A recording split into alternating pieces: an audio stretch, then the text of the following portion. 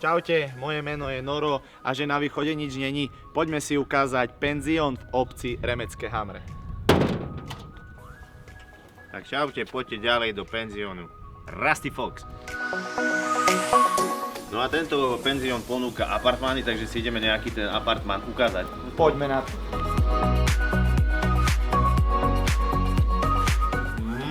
Tak toto je iná paráda. Táto kuchyňa je priestranná, fakt neskutočná, máš tu všetky spotrebiče, niektoré ani doma nemáš.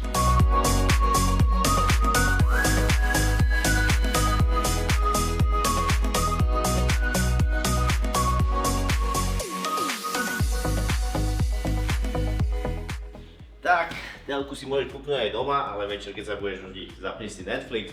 Teraz si ukážeme úplne iné veci, ktoré tento penzión ponúka. Ideme.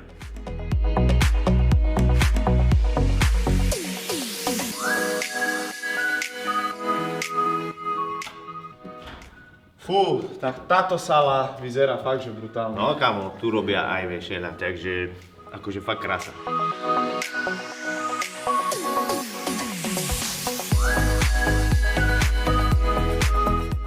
Sálu sme si ukázali a keďže je tu krásna príroda, nudiť sa tu určite nebudeš. Ponúkajú aj požičovňu elektrobicyklov, takže šup na Morské oko.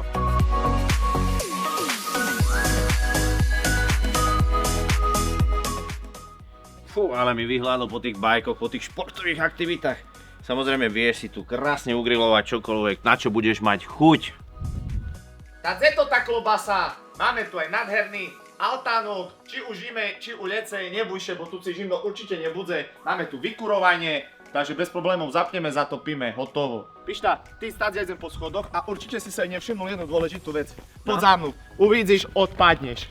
No čekaj, ukáži mi doraz, no ale znáš čím sú známe Michalovce? Neznám čím. Veľokruhových objazdov. Joj, to kruhač. Tako som sa všimnul, chlape. To je 600 toto. No a okrem toho krásneho anglického trávnika mi si chcel ukázať toto. Vidíš, co tu je? Nádherný bazén, takže u lece, že môžeš kúpať aj so svoju rodzinu. Ty zeši, chlape, vonka zimno, daj na sebe toto, prídeš u lece, čo kúpať, nie teraz.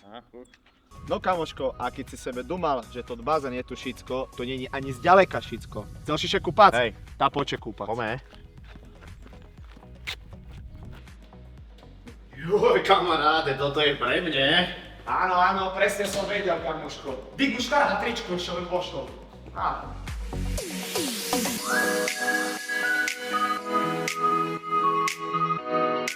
No, takže keď sa chceš aj ty zrelaxovať, hej, oddychnúť z rodzinku a pozor z frajerku, kľudne si tu rezervuj pobyt a všetko nájdeš dole v popísku. A ja idem naložiť do sauny. Zavri dvere.